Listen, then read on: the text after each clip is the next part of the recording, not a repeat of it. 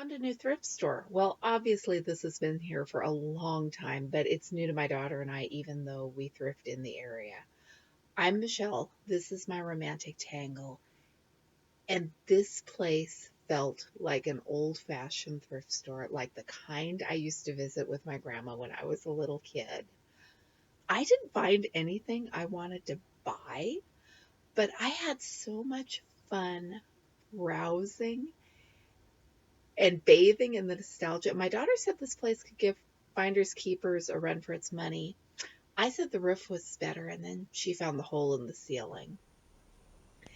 This place was fun. And they actually had stuff labeled so it was easy to find. Take a look at this stitchery kit. It is so pretty. I love that shabby house, but that's all a pre-printed background.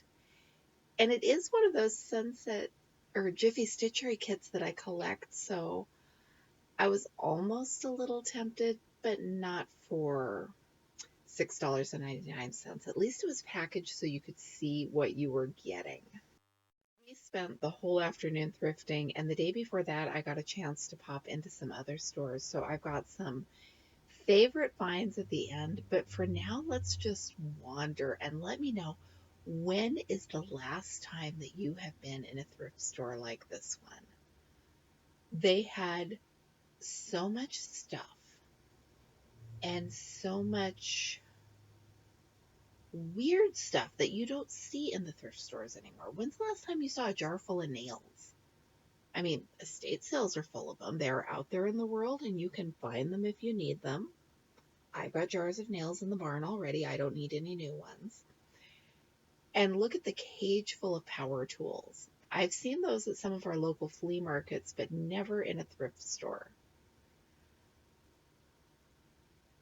I'm not sure what short how-to books means. I'm pretty sure that it was short enough to fit on the shelf, not the length of the book. I have never seen books categorized like that before in my life. Have you?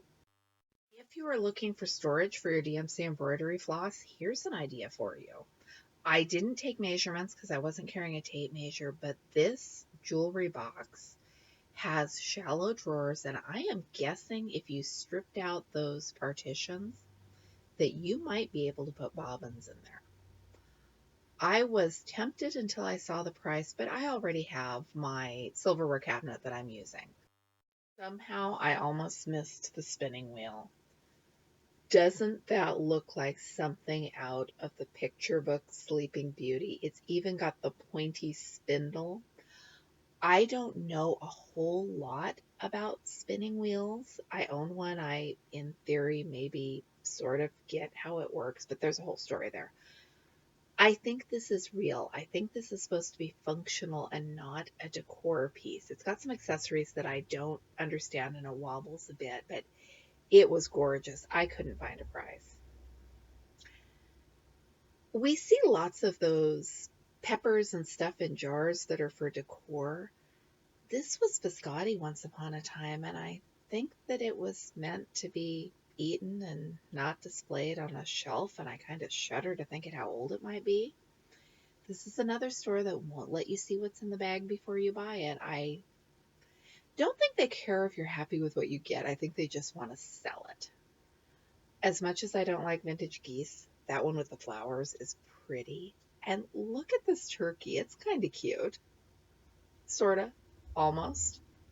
I don't think its face looks like a turkey. The tail is a turkey. The face, I think, is something else. And my daughter found the little Harvest Gold Tupperware. We never had that small a size. When is the last time you were in a thrift store that priced things with grease pencil? I can't remember. Now we're at Goodwill, and it doesn't show up on the camera, but that was a cross-stitched, printed on a plate.